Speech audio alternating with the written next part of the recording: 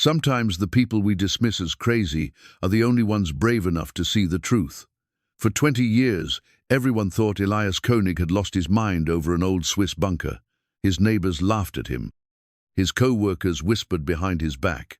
Even his own family started avoiding the topic that consumed his every waking hour.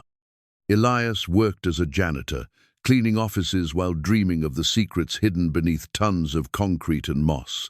He spent his savings on research. He followed every lead. He knocked on doors that slammed in his face. The old bunker sat there, sealed and forgotten, while the whole town treated him like a fool. Then his daughter found something in her grandfather's belongings, a blueprint that changed everything. What was hidden in that bunker was worth nearly $2 billion, waiting all those years for someone stubborn enough to never give up. But what could be so valuable that it was worth hiding for decades? Before we jump back in, tell us where you're tuning in from, and if this story touches you, make sure you're subscribed, because tomorrow I've saved something extra special for you. The morning mist clung to the Swiss countryside like memories that refused to fade. Elias König stood at his kitchen window, coffee growing cold in his weathered hands as he stared across the valley toward the bunker that had defined his life for 2 decades. The concrete structure sat half-buried in the hillside, wrapped in ivy and thyme, looking more like a natural formation than the military installation it had once been. At 52, Elias carried the weight of years spent pursuing what others called delusions. His shoulders, once broad from his younger days working construction, now curved slightly forward, the posture of a man who had grown accustomed to being overlooked. Deep lines etched around his grey-blue eyes told stories of sleepless nights spent poring over documents, following leads that led nowhere, and enduring the quiet ridicule of a community that had grown tired of his obsession. The small village of Grindelbach nestled in this forgotten corner of Switzerland like a secret itself. With barely 800 residents, everyone knew everyone's business, and Elias König's business had become the town's favorite source of gentle mockery. The baker would shake his head when Elias came in for his daily bread, muttering about poor König and his buried treasure. The postmaster had stopped asking about the packages of research materials that arrived regularly from archives across Europe. Even Father Bernhard, the parish priest who preached about compassion every Sunday, had grown distant when Elias tried to share his theories about what lay beneath the bunker's sealed entrance.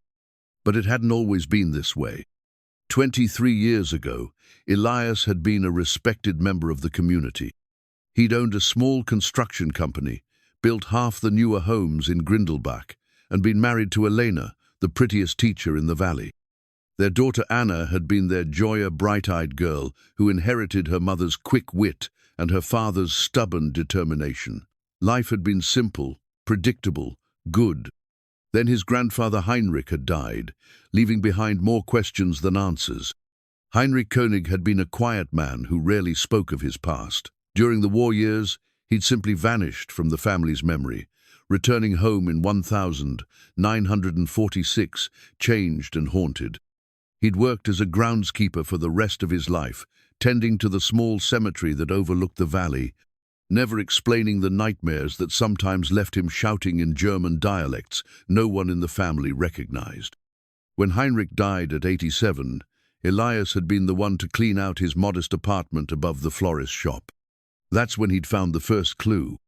Hidden behind a loose board in Heinrich's bedroom wall, Elias had discovered a metal box containing photographs, documents, and a hand-drawn map that marked the location of the abandoned bunker.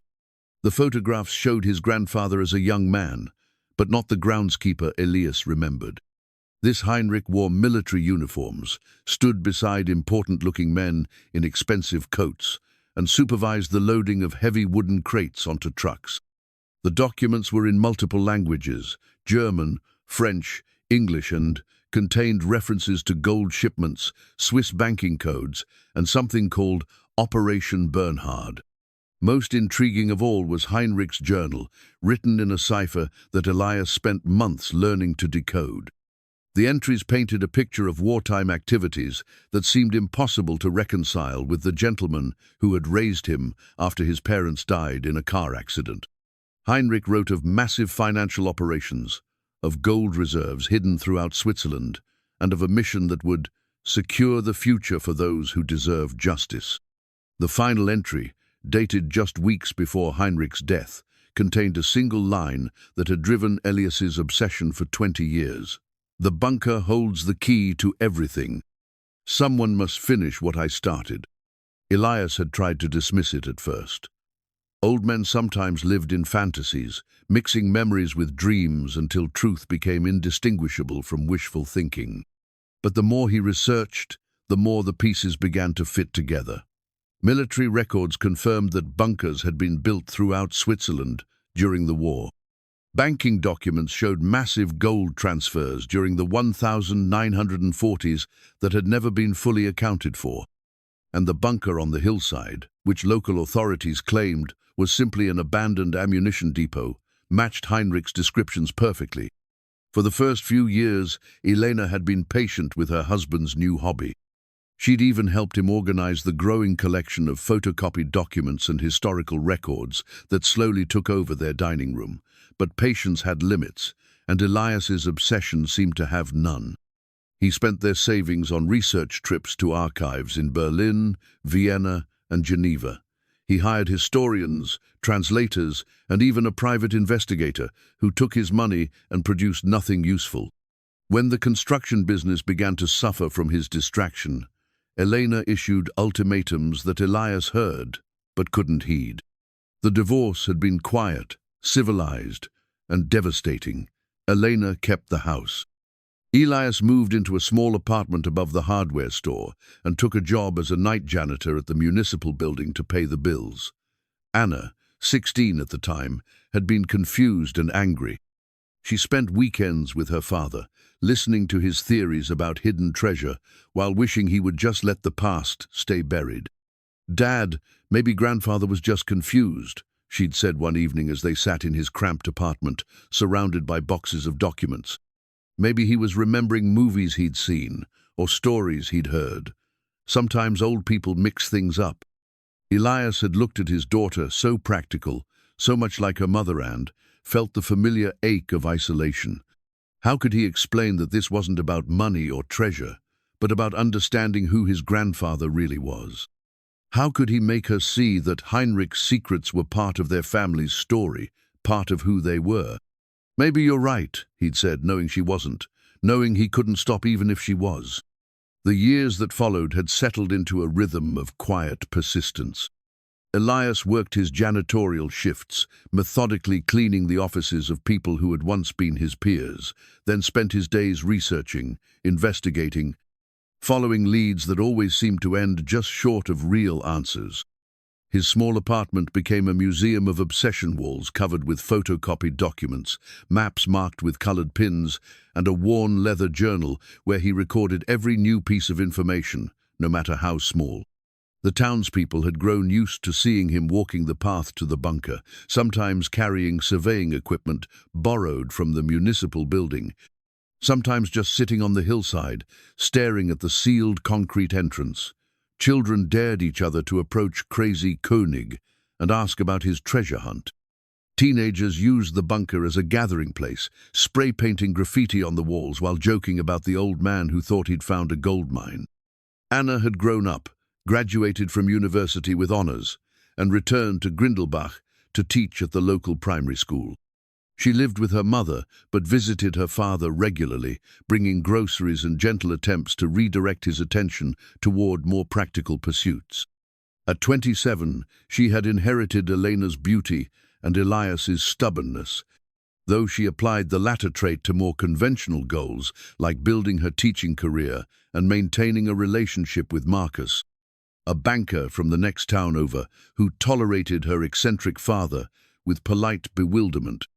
"You know people talk, Dad," Anna would say during their Sunday dinners, her voice gentle but concerned. "The children at school sometimes ask me about the treasure hunter. Marcus's colleagues make jokes when they find out whose daughter I am." Elias understood the social cost his obsession had imposed on his family. He saw how Anna deflected questions about her father's hobby, how Elena avoided eye contact at the market, how even his former friends had learned to change the subject when the bunker came up in conversation. But understanding the cost and being able to pay it were different things entirely. The bunker itself had become both fortress and shrine in his mind. Built into a natural depression in the hillside, it looked unremarkable from a distance, just a concrete wall partially hidden by overgrown vegetation. But up close, the construction revealed itself as something more sophisticated than a simple ammunition depot. The concrete was unusually thick, reinforced with steel mesh that spoke of serious engineering. The entrance had been sealed not with simple concrete blocks, but with a complex system that suggested whatever lay inside was meant to stay hidden for a very long time. Over the years, Elias had tried various approaches to accessing the interior. He'd studied the blueprints filed with the municipal authority, but they showed only basic structural details, nothing about what the bunker had been designed to contain. He'd contacted the Swiss military, but they claimed no knowledge of the facility's original purpose. He'd even hired a ground-penetrating radar company to survey the site, spending nearly a year's salary to learn that the bunker extended much deeper underground than anyone had suspected. Each failed attempt had added another layer to the community's perception of him as a harmless but deluded dreamer. The hardware store owner started stocking the specialty tools Elias ordered with knowing smiles. The librarian in the next town over had memorized his research requests and automatically renewed his interlibrary loans for obscure wartime documents. Even the police had grown accustomed to his presence at the bunker site, occasionally stopping to check on him, but no longer bothering to ask what he was doing. As the morning mist began to lift from the valley, Elias finished his cold coffee and prepared for another day at the municipal building.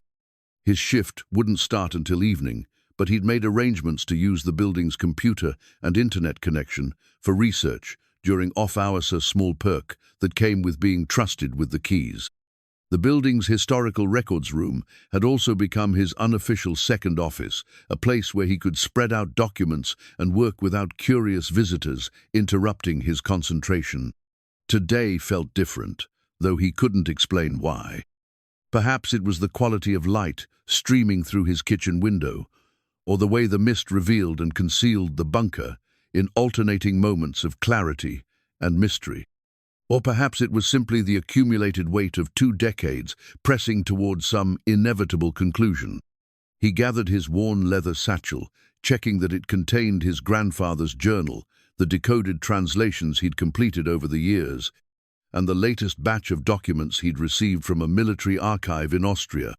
The routine was comforting in its familiarity, the same preparation, the same sense of purpose, the same quiet determination that had sustained him through 20 years of disappointment and ridicule. As he stepped outside into the crisp mountain air, Elias König didn't know that this would be the last ordinary morning of his life. By tomorrow, everything would change.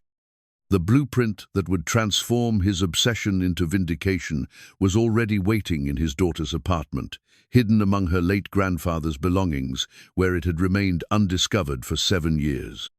But for now, he was still just the town's gentle eccentric, walking purposefully toward another day of chasing shadows and following dreams that everyone else had long since abandoned. Anna König had always been methodical, a trait that served her well as a primary school teacher, but sometimes frustrated her more spontaneous friends.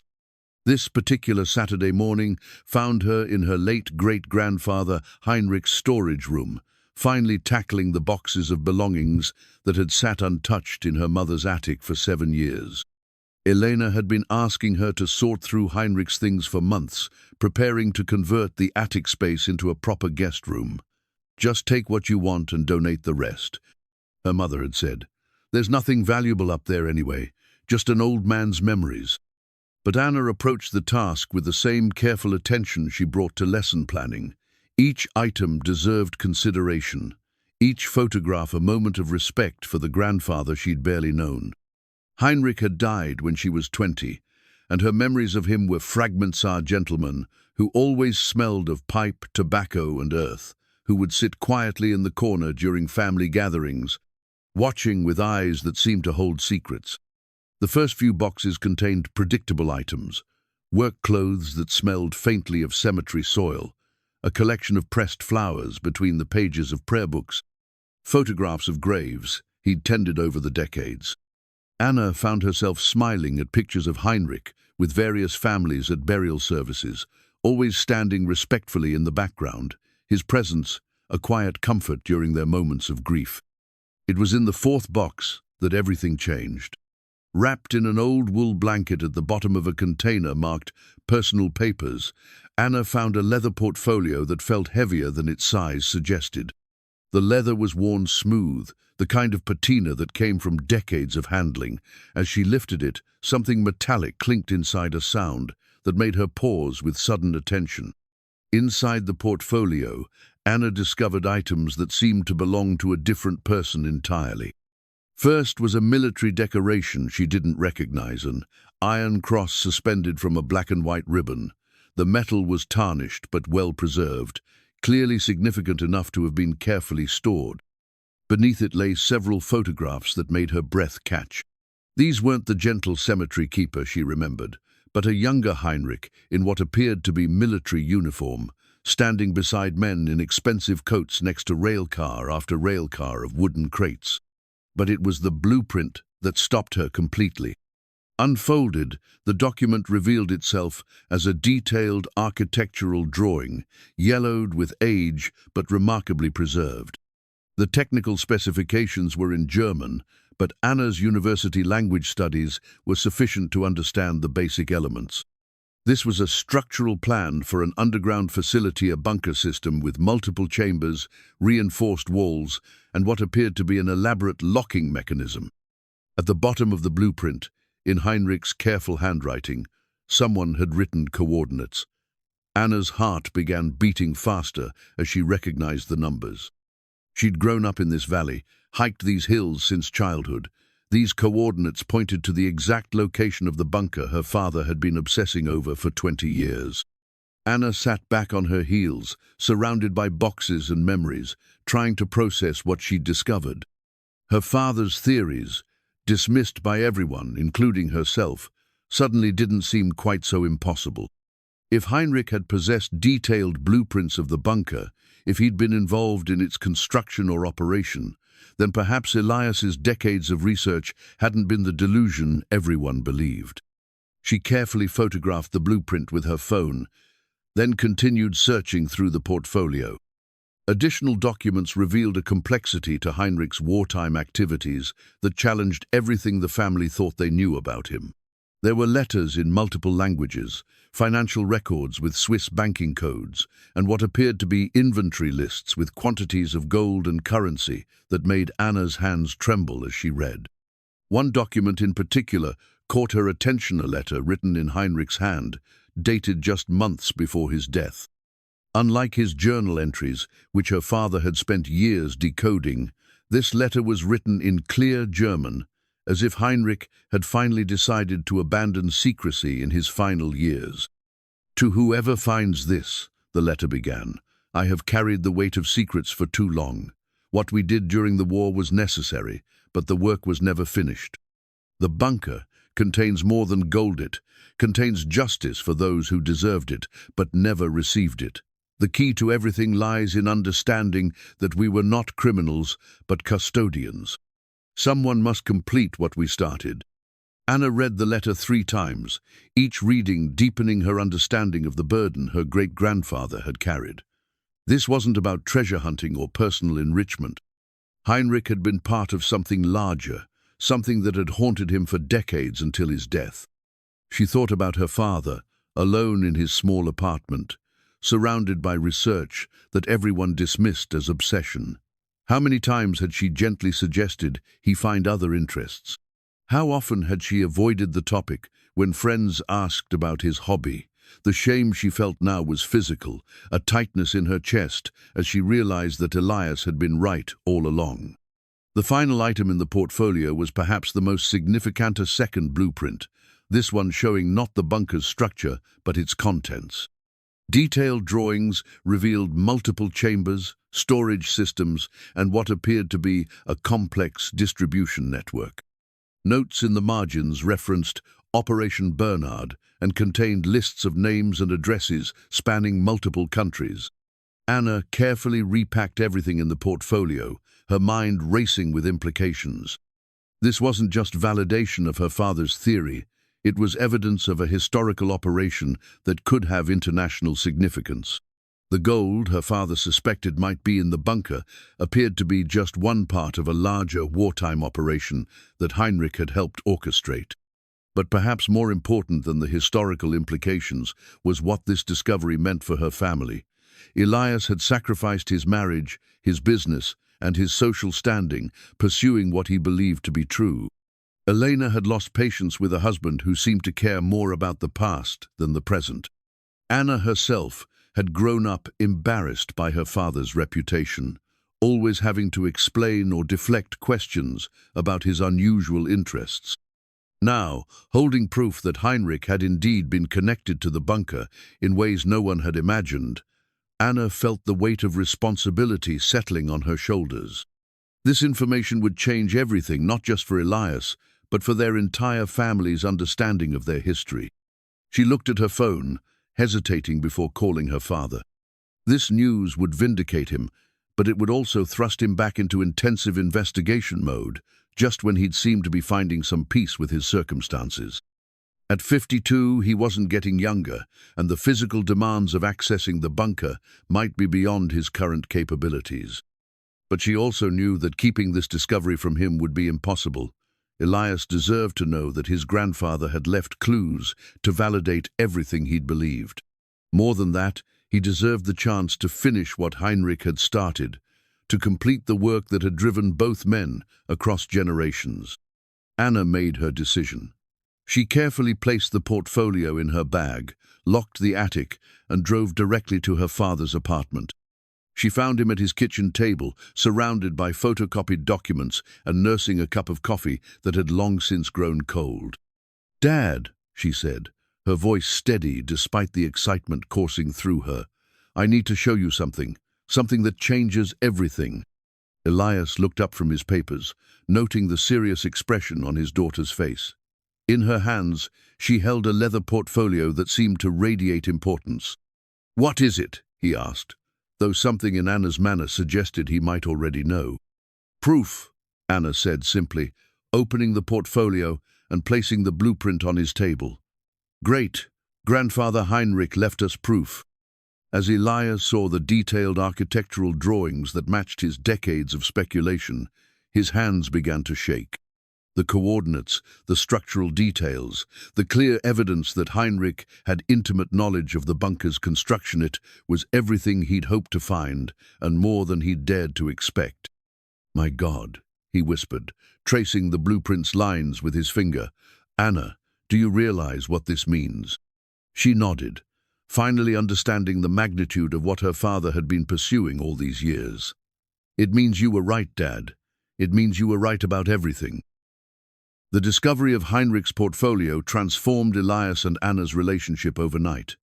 For the first time in years, they had a shared purpose that went beyond family obligation or daughterly concern. Anna found herself genuinely excited about historical research, while Elias experienced the profound relief of finally having someone who understood why this mattered so much. They spent Sunday morning at the Grindelbach Historical Society, a modest building that housed the village's collection of local documents and artifacts. Mrs. Gertrude Zimmermann, the Society's elderly volunteer coordinator, had known Anna since childhood and welcomed them warmly, though she cast curious glances at Elias, who rarely visited public places where his reputation might draw unwanted attention. "We're researching my great-grandfather, Heinrich König," Anna explained, showing Mrs. Zimmermann the photograph of Heinrich in military uniform. "We've discovered some documents that suggest he was involved in activities during the war that we never knew about." Mrs. Zimmermann studied the photograph carefully, her expression growing more serious. "Heinrich König," she murmured. Yes, I remember him, though he kept to himself mostly. But you know, there were always whispers about some of the men who came back after the war. Some had been away longer than others. Some came back changed in ways that went beyond normal war trauma. She led them to a filing cabinet containing records from the 1940s. The official records are sparse, you understand. Many documents were destroyed or lost during the chaos of those years. But we do have some immigration records, some census data from after the war. What they found painted a picture of Heinrich's life that added new layers to the mystery. According to official records, Heinrich had left Grindelbach in 1942 to work in a munitions factory. But there was no record of where this factory was located, and he hadn't returned until late 1946, a gap of over 4 years that official documents simply didn't account for. More intriguingly, when Heinrich returned, he'd registered with authorities as having specialized technical skills and had immediately been employed by the Swiss government in what was described only as infrastructure maintenance. The pay records showed he'd earned significantly more than a typical groundskeeper, even though that was how the family remembered his work. These records suggest your great-grandfather was more than just a cemetery keeper, Mrs. Zimmerman observed. During the Reconstruction period after the war, the government employed many men with military experience for projects they didn't publicize widely. Anna and Elias exchanged glances.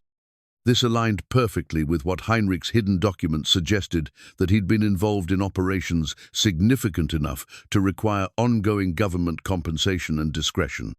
Their next stop was the cantonal library in the larger town 30 minutes down the valley.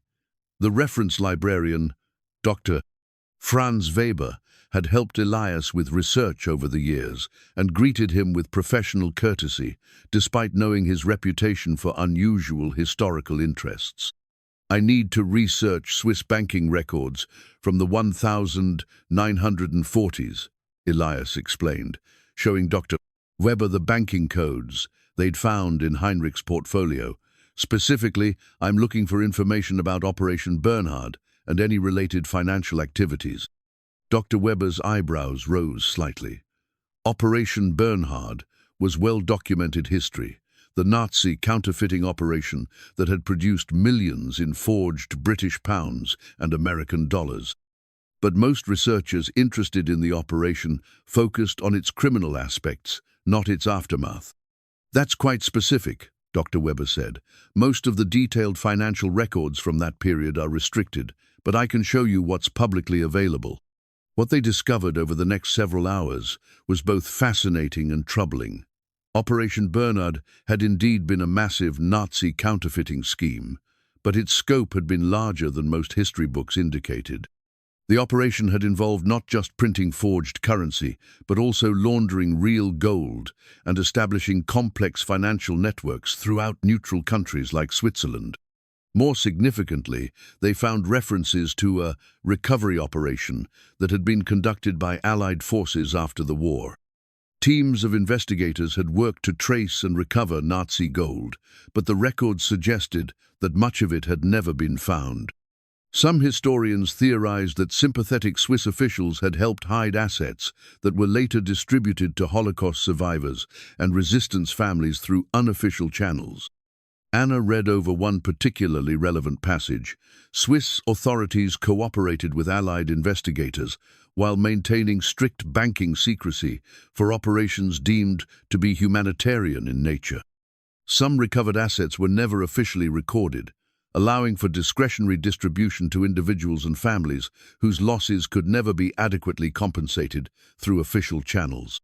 "Dad," Anna said quietly, "what if Heinrich wasn't involved in the original Nazi operation, but in the recovery efforts afterward?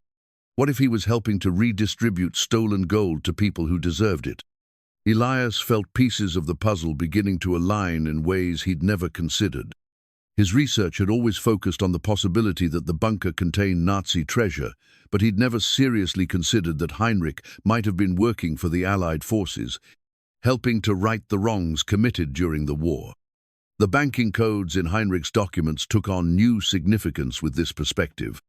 Rather than being evidence of criminal activity, they might represent a sophisticated operation to return stolen wealth to its rightful owners, or at least to people who had suffered because of Nazi crimes. But their research also revealed the complexity of what Heinrich had apparently been involved in.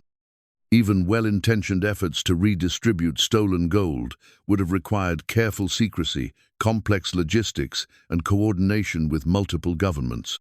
The men involved in such operations would have carried tremendous responsibility and equally tremendous secrets. As they prepared to leave the library, Dr. Weber pulled Elias aside. "I should mention," he said quietly, "you're not the first person to ask about Operation Bernhard recently. A few months ago, a man from Bern came asking similar questions. He was interested specifically in Swiss banking records from that period and mentioned Grindelbach by name."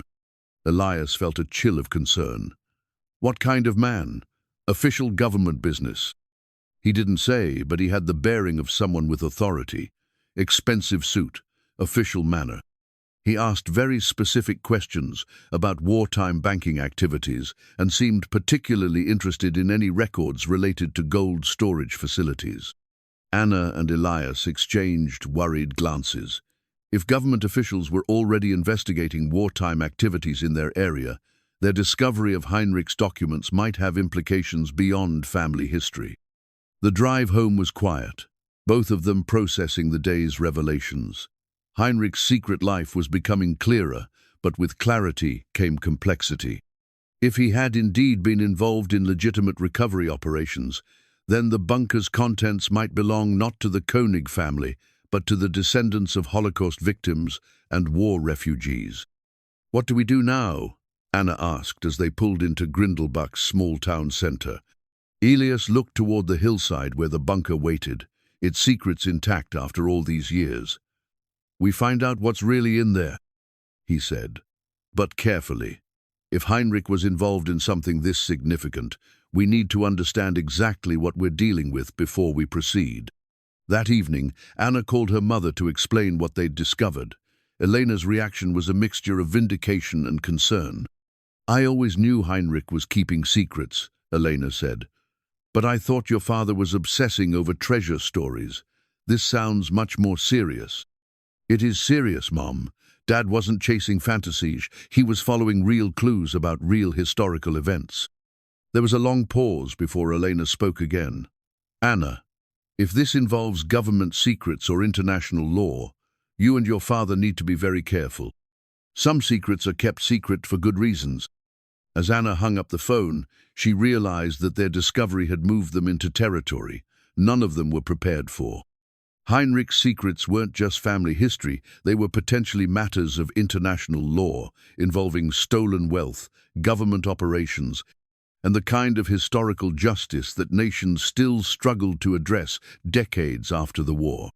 But, despite the complexity and potential danger, Anna felt more connected to her family's history than ever before.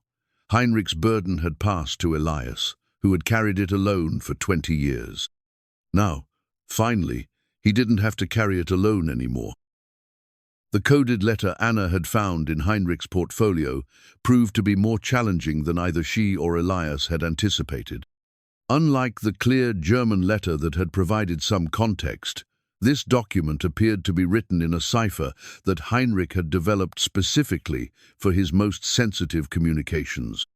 Elias had experience with some of Heinrich's encoding methods from years of working with the journal, but this particular document used a different system entirely. The letter was dated just weeks before Heinrich's death, suggesting it contained his final, most important message. They spent Tuesday evening in Elias's apartment, the coded letter spread on his kitchen table alongside Heinrich's journal and every cryptography reference book Elias had accumulated over the years. Anna proved to have an intuitive grasp for pattern recognition that complemented her father's methodical approach. "Look at this," Anna said, pointing to a sequence of numbers that appeared multiple times throughout the letter. "These coordinates keep repeating, but they're not the same as the bunker location. What if Heinrich was referencing multiple sites?" Elias studied the patterns his daughter had identified.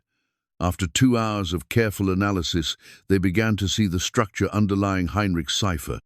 It was based on geographical coordinates combined with dates, creating a system that would be meaningless to anyone who didn't know the specific locations. Heinrich considered significant. When they finally decoded the complete letter, its contents were more extraordinary than anything they'd expected. The letter revealed that Heinrich had been part of a recovery team working under joint Allied authority, specifically tasked with locating and redistributing Nazi gold that had been hidden throughout Switzerland. But rather than simply returning the gold to general Allied funds, Heinrich's team had been given discretionary authority to ensure the wealth reached people who had been directly harmed by Nazi actions. More significantly, Heinrich wrote of a network of sites throughout the Alps where recovered gold had been temporarily stored, while investigations determined the most appropriate recipients. The bunker near Grindelbach was just one node in this network, but according to Heinrich's letter, it had become the central repository when other sites were compromised or discovered. Operation Bernhard, Heinrich had written in his decoded message, was only the beginning. We became the custodians of justice that the official systems could never provide. But the work was never finished.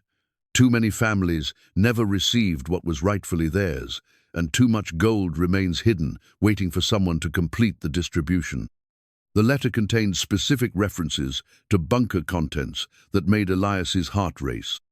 According to Heinrich, the facility contained not just gold bars, but detailed records of Nazi theft, lists of affected families, and a distribution plan that would direct recovered wealth to specific individuals across Europe and beyond.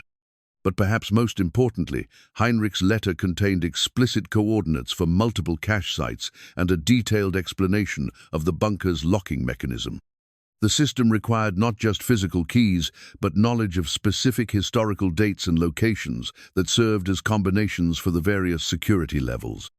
Anna looked up from the decoded letter, her face pale with the magnitude of what they'd discovered. "Dad, this isn't just about our family anymore. If Heinrich was telling the truth, there are people all over Europe whose families are owed this gold. People who never knew their inheritance was sitting in a bunker in the Swiss Alps." Elias nodded, understanding the weight of responsibility that was settling on their shoulders. "And if we don't act on this information, it dies with us. Heinrich's mission remains unfinished, and all those families never receive what should rightfully be theirs." But their euphoria over solving Heinrich's cipher was short-lived. As Anna was leaving her father's apartment Wednesday evening, she was approached by a well-dressed man who had been waiting beside her car. "Miss König," he said in accented English, "my name is Thomas Brunner. I work for the Federal Department of Finance. I wonder if we might have a conversation about some historical documents that may have recently come to your attention." Anna felt her stomach clench with sudden fear.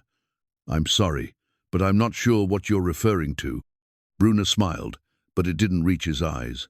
"I think you are. Your father has been conducting research into wartime activities for many years. Recent inquiries at libraries and historical societies suggest that research has become more specific lately, more productive."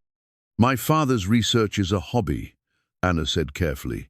"He's interested in local history, nothing more." "Miss König, let me be direct.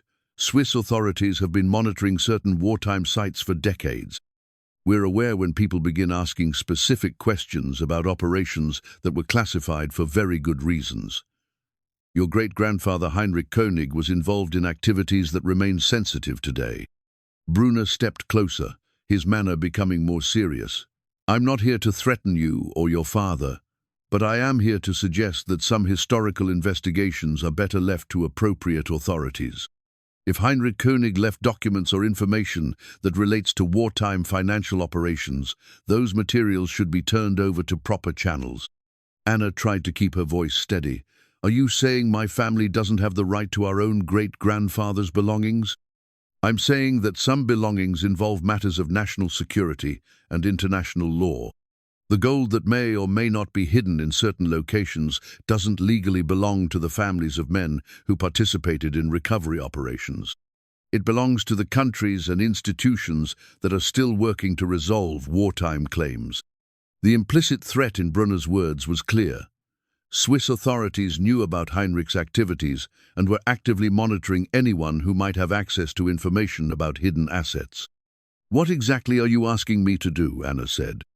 "Bring any documents you found to my office in Bern. Allow government historians to properly evaluate their significance. Accept compensation for their historical value, and allow professionals to handle any implications." After Brunner left, Anna sat in her car for 20 minutes, trying to process what had just happened.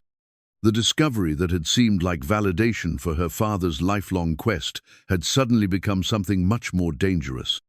She drove directly back to Elias's apartment and found him still working with Heinrich's decoded letter. "Dad, we have a problem," she said, and explained her encounter with Brunner. Elias listened grimly, understanding immediately what government attention meant for their plans.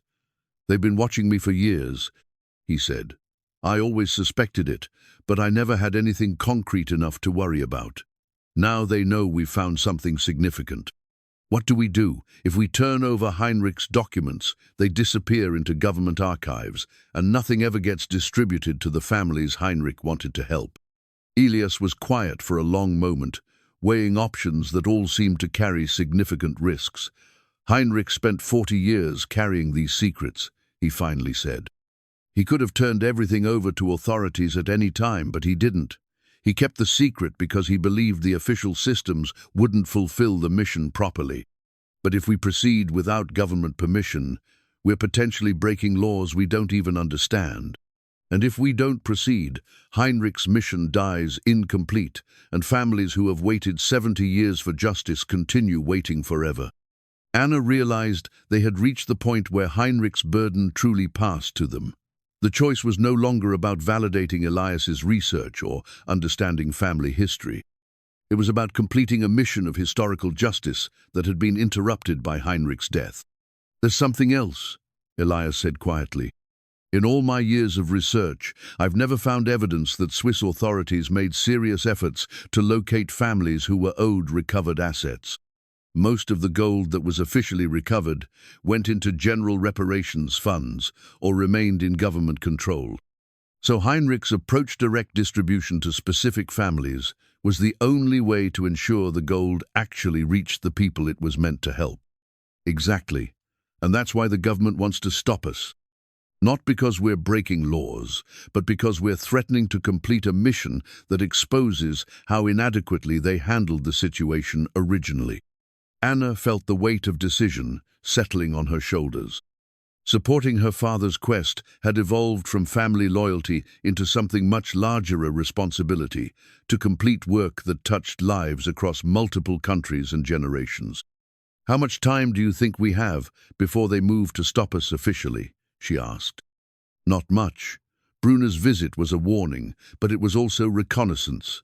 They're trying to determine how much we know and how serious we are about acting on it. Anna took a deep breath, making the choice that would define the rest of both their lives. "Then we need to move quickly. Heinrich waited 40 years to find someone who could complete his mission. We can't let him down now." The vintage explosives manual that Anna discovered among Heinrich's remaining documents was unlike anything either she or Elias had expected to find. Hidden inside what appeared to be a religious text, the technical guide was written in Heinrich's careful handwriting and detailed methods for both sealing and unsealing underground fortifications. More than just instructions, the manual revealed Heinrich's deep understanding of military engineering. The diagrams showed blast patterns, structural weak points, and safety procedures that spoke of extensive training and field experience. This wasn't the work of a simple groundskeeper. This was evidence of sophisticated technical expertise that Heinrich had somehow acquired during his mysterious war years. "Look at this section," Anna said, pointing to a page titled Emergency Access Protocols. Heinrich didn't just know how the bunker was sealed, he helped design the sealing mechanism. The manual explained that the bunker had been secured using a combination of reinforced concrete barriers and controlled explosives that would collapse specific sections if triggered improperly. But Heinrich had also documented a secondary access route that bypassed the main entrance entirely, a ventilation shaft that could be opened using techniques that wouldn't trigger the defensive measures. Elias studied the technical drawings with growing excitement and apprehension. The access method Heinrich described would require specialized equipment and considerable expertise to execute safely. More concerning, any attempt to breach the bunker would be visible to anyone monitoring the site, making secrecy virtually impossible. "We need help," Elias admitted. "This is beyond what either of us can manage alone." That afternoon, they drove to the neighboring canton to visit Klaus Richter, a demolitions expert Elias had consulted years earlier during his initial attempts to understand the bunker's construction. Klaus was in his 60s, recently retired from a career handling construction explosives, and had always been sympathetic to Elias's research, even when others dismissed it as obsession. Klaus lived in a modest house, surrounded by the kind of workshop that spoke of a lifetime spent working with tools and technical problems. When Elias and Anna arrived, they found him rebuilding a vintage motorcycle engine with the patient precision that had made him one of the region's most respected explosives specialists. "Elias," Klaus said, wiping his hands on a shop rag, "I haven't seen you in years, still chasing mysteries in concrete." "Actually, Klaus, I think I've found some answers, and I need your expertise to help solve the final piece of the puzzle." Klaus listened carefully as Elias and Anna explained their discoveries, showing him Heinrich's manual and the decoded information about the bunker's contents. As a man who had spent decades working with explosives and military engineering, Klaus understood immediately the significance of what Heinrich had documented. "This is sophisticated work," Klaus said, studying Heinrich's diagrams. "Whoever designed this system knew exactly what they were doing. The defensive measures are designed to destroy the contents if anyone tries to force entry, but the secondary access route is brilliant, elegant engineering disguised as emergency ventilation." "Can it be done?" Anna asked. "Can we access the bunker safely using Heinrich's method?" Klaus was quiet for several minutes, studying the technical specifications with professional thoroughness. "It can be done," he finally said. "But it requires precise timing, specific equipment, and considerable risk. If we make a mistake, we could trigger the defensive systems and destroy whatever Heinrich wanted preserved." "Will you help us?" Elias asked. Klaus looked at both of them seriously. "This isn't just about historical curiosity anymore, is it? You're talking about accessing a site that the government clearly wants to keep sealed. There could be legal consequences." Anna explained their encounter with Brunner and the implied threat of government intervention. Klaus nodded grimly, understanding the position they were in. "I spent my career following regulations and working within official channels," Klaus said. "But I also understand that sometimes the right thing and the legal thing aren't the same. If Heinrich really was trying to help families recover what was stolen from them, and if official channels have failed to complete that work, then someone needs to finish what he started." Klaus agreed to help, but insisted they understand the risks involved. Any attempt to access the bunker would require several days of preparation, specialized equipment, and careful coordination. Moreover, once they began the process, they would be committed to seeing it through. The access method could only be used once, and failure would likely mean permanent loss of the bunker's contents. "There's something else," Klaus added. "If government authorities are monitoring the site, any unusual activity will be noticed immediately. We'll have a very limited window between beginning the access process and official intervention." Elias felt the familiar weight of decision that had defined so much of his adult life. For 20 years, he'd pursued this mystery, despite social cost and personal sacrifice. Now, when success was finally within reach, the stakes had escalated beyond anything he'd originally imagined. But as he looked at Anna, who had transformed from skeptical daughter to committed partner in Heinrich's mission, Elias realized that the choice had already been made. They had come too far and discovered too much to abandon the quest now. "What do we need to do?" Elias asked. Klaus outlined a plan that would require careful preparation and precise execution. They would need to acquire specialized equipment without attracting attention, conduct reconnaissance of the bunker site to identify the optimal approach route, and coordinate their timing to minimize the risk of discovery. The good news, Klaus said, is that Heinrich's manual includes detailed specifications for the equipment we'll need. The bad news is that some of it isn't commonly available anymore. I'll need to call in favors from colleagues who specialize in historical restoration work. Over the next several hours, they developed a comprehensive plan for accessing the bunker. Klaus would handle the technical aspects and equipment acquisition. Elias would use his familiarity with the site to plan the optimal approach route. Anna would monitor potential government surveillance and serve as their communication coordinator. As they prepared to leave Klaus's workshop, he pulled Elias aside for a private conversation. "I want you to understand something," Klaus said seriously. "I'm helping you because I believe Heinrich's mission was important and because official channels have clearly failed to complete it. But once we open that bunker, everything changes. If we find what Heinrich claimed is there, we become responsible for ensuring it reaches the people it was meant to help." "I understand," Elias said. This stopped being about treasure hunting the moment Anna found Heinrich's documents. Now it's about completing work that should have been finished decades ago. Klaus nodded approvingly. "Good, because if we succeed, we'll be handling assets that represent justice for families who have waited 70 years for what's rightfully theirs. That's not a responsibility any of us should take lightly." As they drove home through the alpine twilight, Anna and Elias both understood that they had crossed a line from research into action. The academic pursuit of historical truth had evolved into something much more immediate and consequential. "Are you sure about this, Dad?" Anna asked as they approached Grindelbach. "Once we proceed with Klaus's plan, there's no going back." Elias looked toward the hillside, where the bunker waited, its secrets intact after all these decades. "Heinrich carried this burden for 40 years. He said, I've carried it for 20. It's time to finish what he started, regardless of the personal cost." That evening, as Anna prepared to return to her apartment, she received a text message from an unknown number. "Reconsider your choices. Some history is better left undisturbed."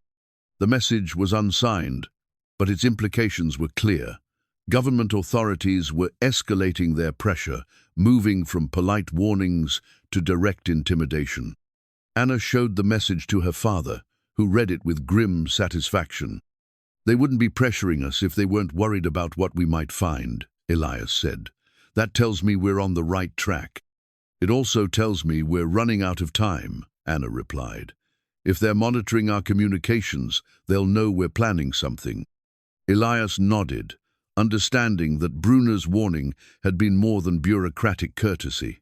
Swiss authorities were prepared to take direct action to prevent them from accessing the bunker. "Then we move quickly," he said. "Klaus can have everything ready within a week. We'll need to act before they can obtain legal authority to stop us." As Anna drove home, she reflected on how completely her life had changed in just a few days. A week ago, she'd been a primary school teacher, living a quiet, predictable life. Now she was part of a mission that touched international law, historical justice, and family honor in ways she was still struggling to understand. But despite the risks and uncertainties, Anna felt more connected to her family's legacy than ever before. Heinrich's secrets had revealed themselves at exactly the moment when someone was finally ready to act on them. The burden that had defined her father's adult life was about to be either resolved or transformed into something even more significant. The photograph collection that Hans Müller brought to Elias and Anna was more comprehensive than anything they could have imagined. Hans, the elderly historian who had known Heinrich during the post-war years, had been quietly collecting information about wartime activities in their region for decades, waiting for someone who could appreciate the significance of what he'd preserved. "I knew this day would come," Hans said, as he spread dozens of photographs across Elias's kitchen table. "Heinrich told me before he died that someone in his family would eventually discover his secrets and need to understand the full scope of what he'd been involved in. The photographs revealed a side of Heinrich's wartime activities that was both more complex and more morally clear than anything they'd previously understood. Far from being a simple participant in Nazi operations, Heinrich had been part of an elaborate Allied intelligence network that had operated within the counterfeiting operation to gather information and redirect resources. One photograph showed Heinrich in civilian clothes, standing beside a railroad car loaded with wooden crates, but Hans explained that the image had been taken during a recovery operation, not a theft. Your great-grandfather and his team were documenting Nazi gold shipments so they could later track down and recover the stolen wealth.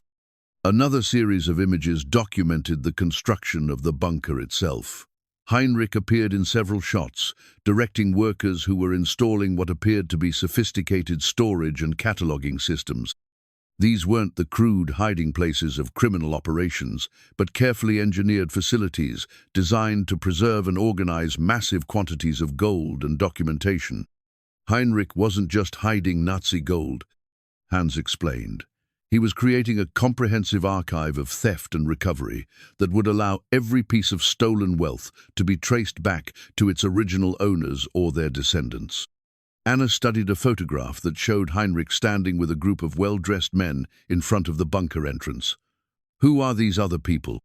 Allied intelligence officers, Swiss banking officials, and representatives from several refugee organizations, Hans said.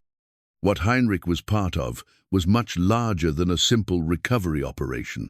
It was an attempt to create a parallel system for returning stolen wealth to people who would never be adequately compensated through official channels.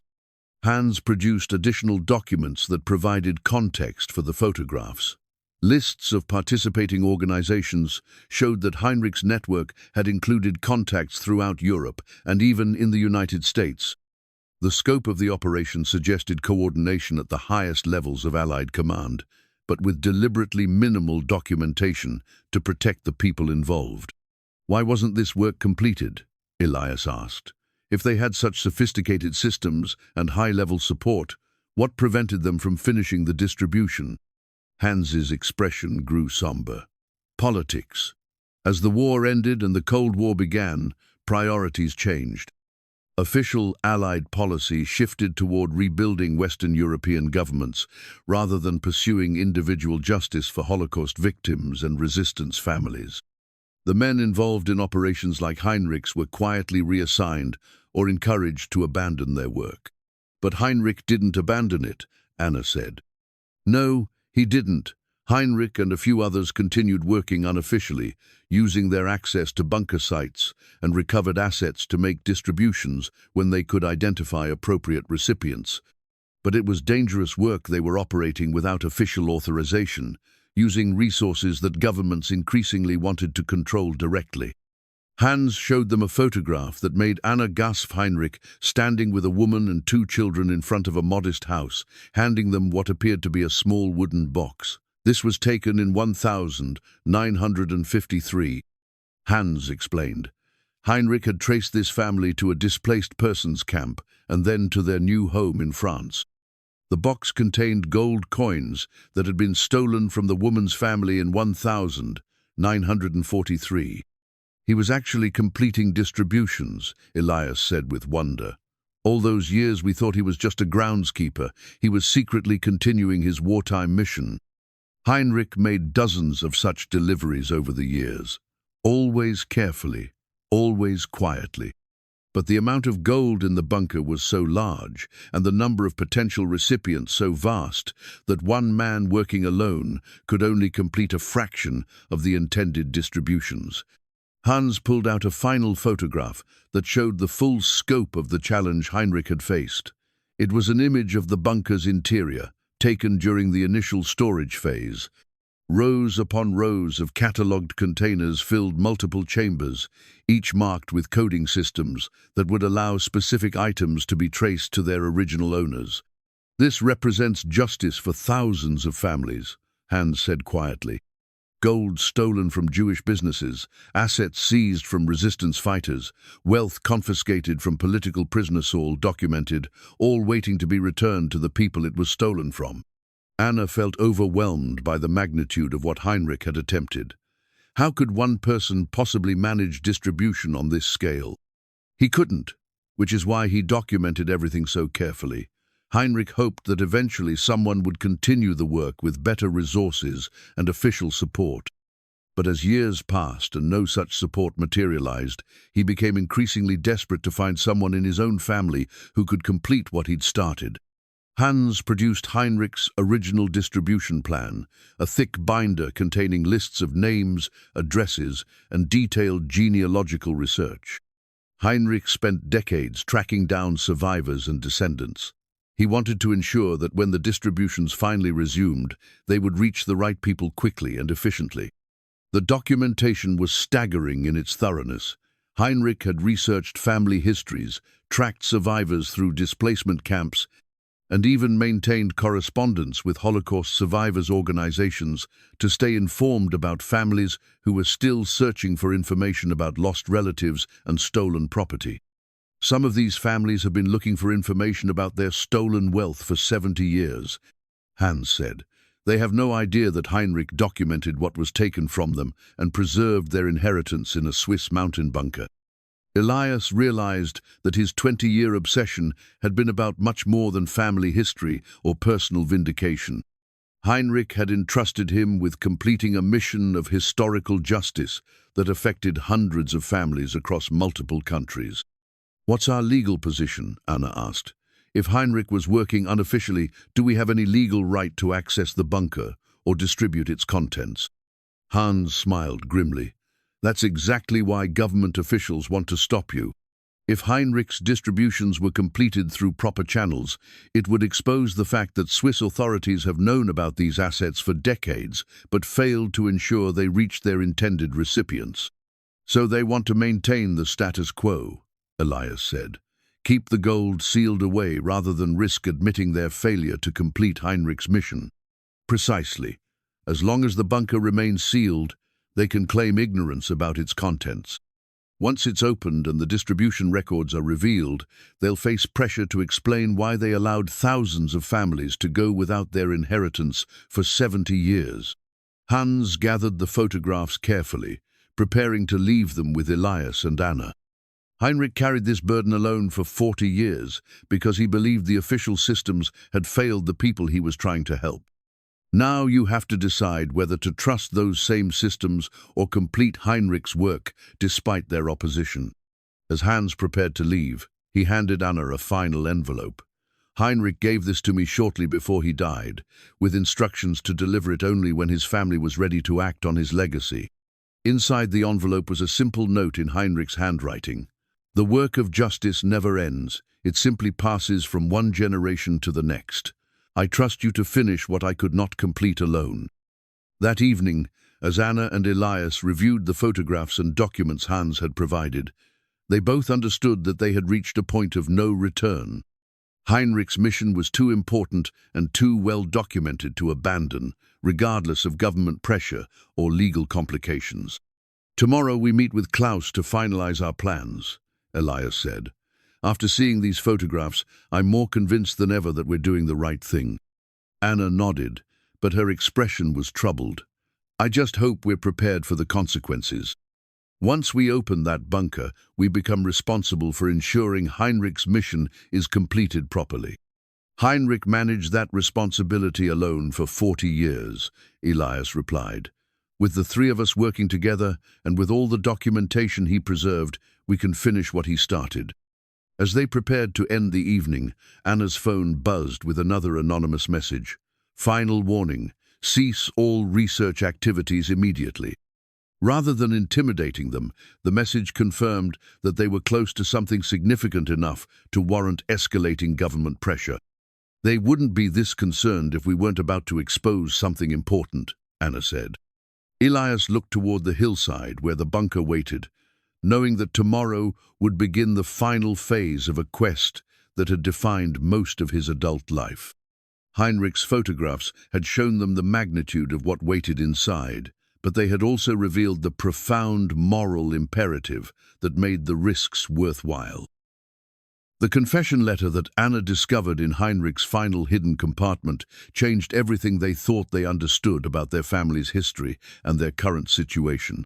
Hidden behind a false back in Heinrich's old Deska piece of furniture that had sat in Elena's attic for years, the letter was addressed directly to the family member who completes my work.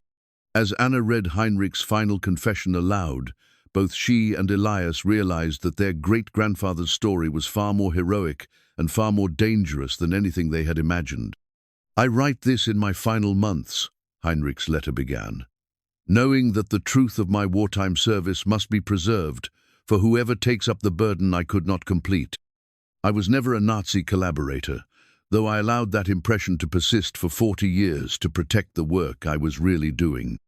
The letter revealed that Heinrich had been recruited by British intelligence in 1942, not to work in a munitions factory as family records indicated, but to infiltrate the Nazi counterfeiting operation as a double agent.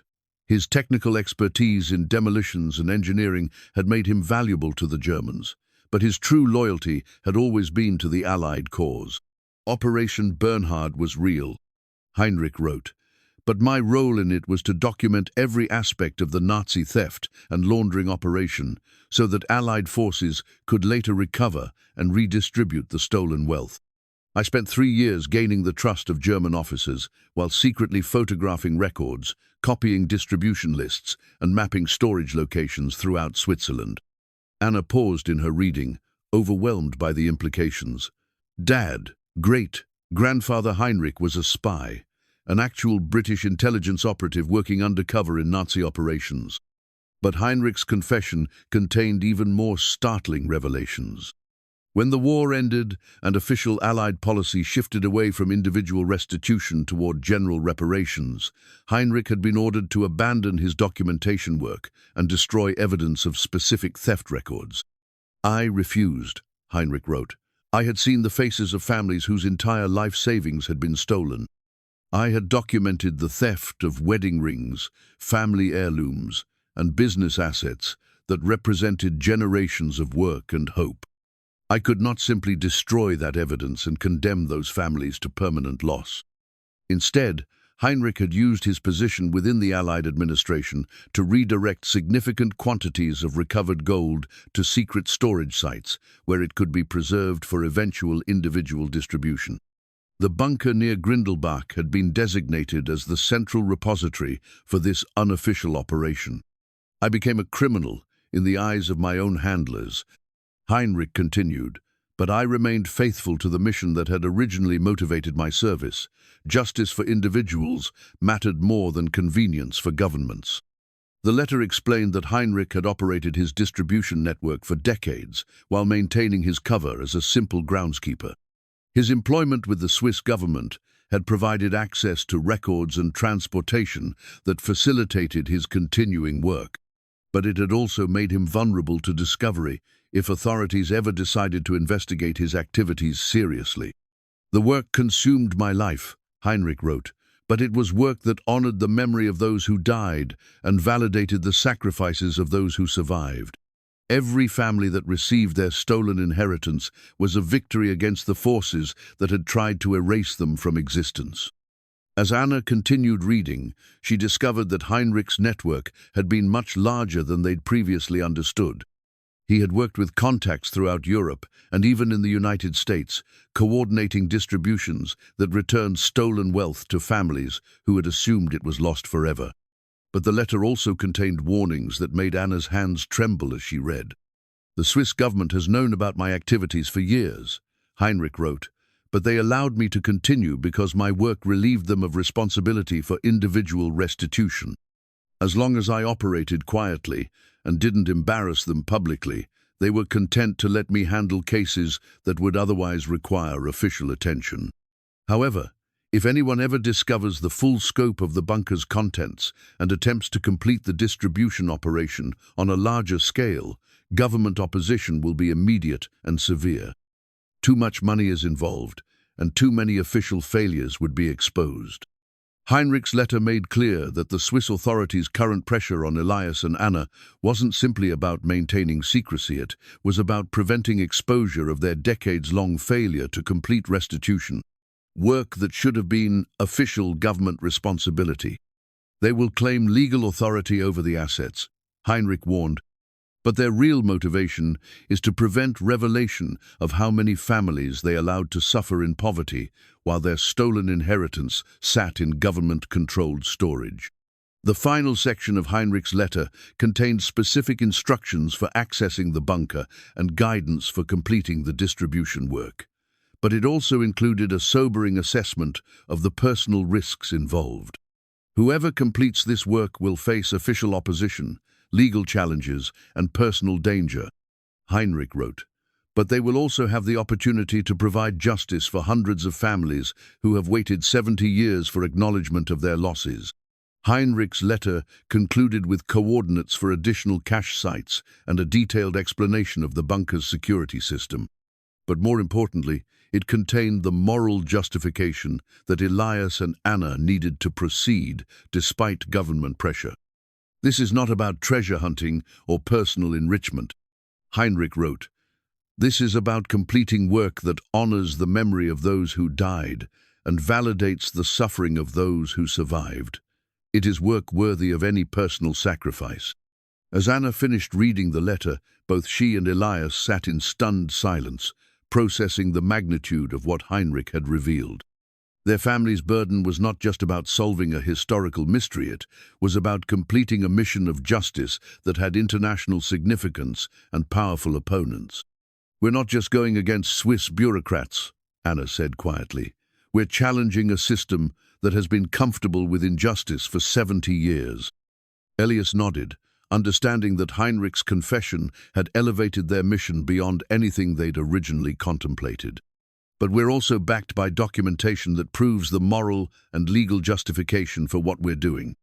That afternoon, their understanding of the stakes involved became even clearer when Thomas Brunner appeared at Elias's apartment with 2 additional officials and a formal cease and desist order.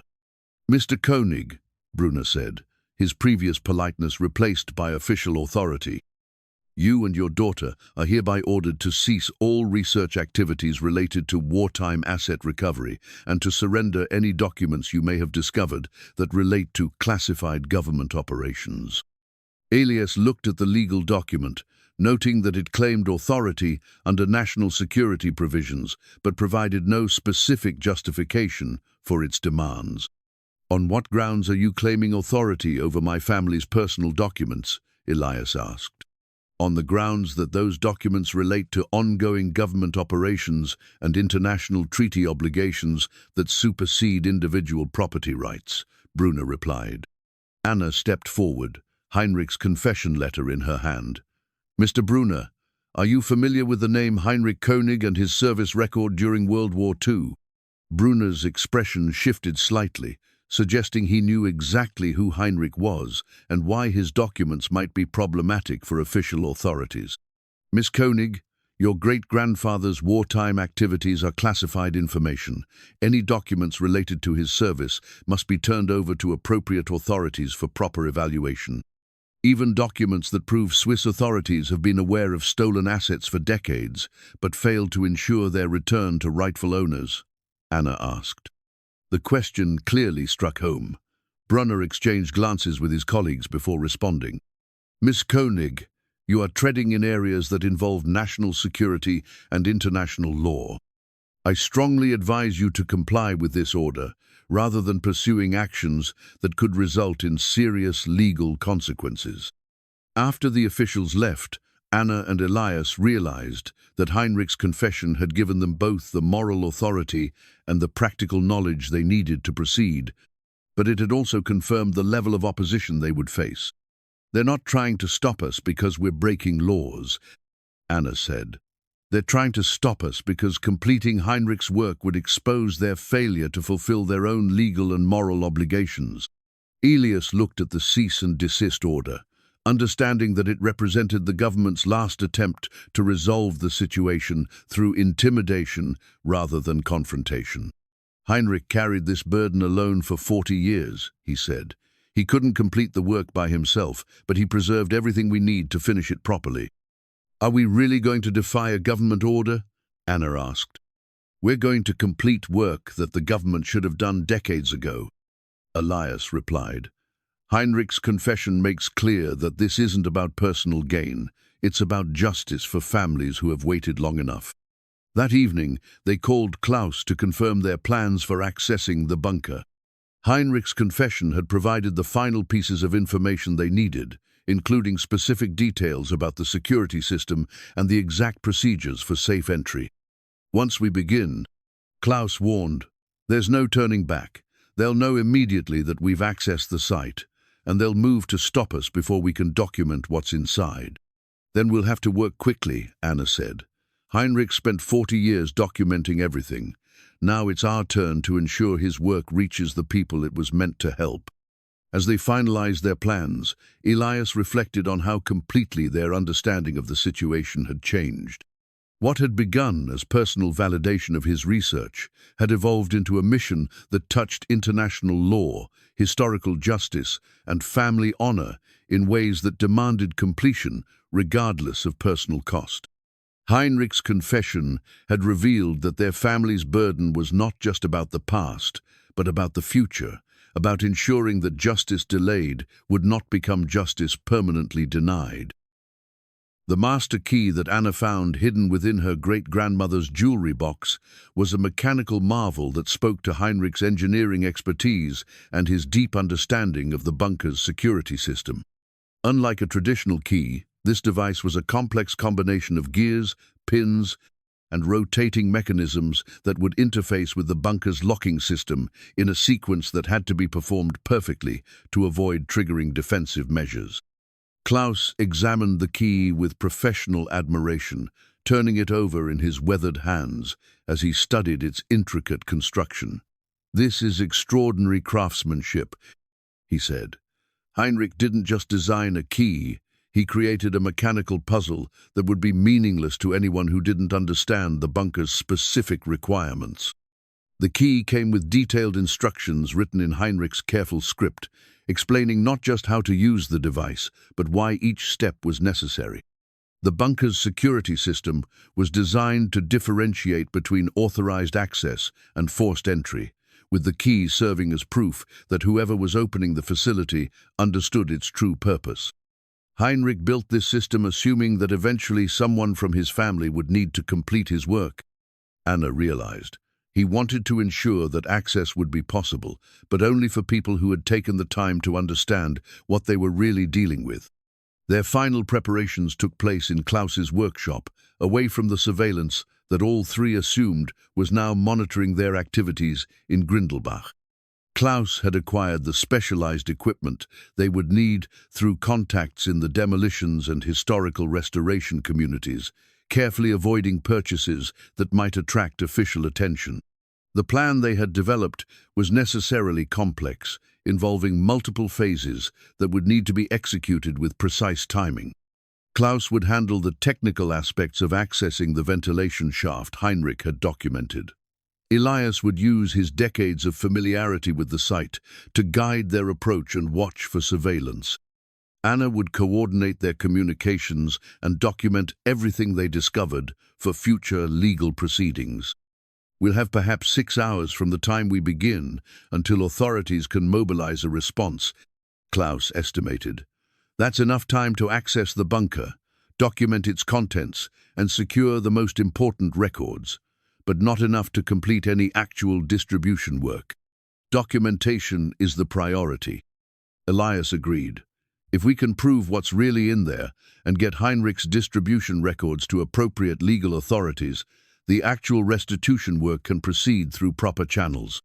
But even as they finalized their technical preparations, the emotional weight of what they were attempting settled heavily on all three of them. This wasn't just about accessing a hidden bunker, it was about completing work that had defined Heinrich's life and driven Elias's obsession for 2 decades. Anna found herself thinking about the families Heinrich had documented, people who had spent 70 years not knowing that their stolen inheritance was preserved and waiting for them. Children had grown up in poverty, while their families' wealth sat in a Swiss mountain bunker. Entire family lines had struggled financially, while never knowing that their great-grandparents' savings had been recovered and earmarked for their return. The moral weight of that knowledge made the legal and personal risks they were taking feel not just justified, but necessary.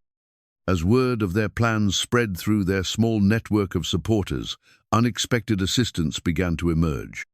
Hans Müller provided additional historical documentation that would help establish the legal foundation for their actions.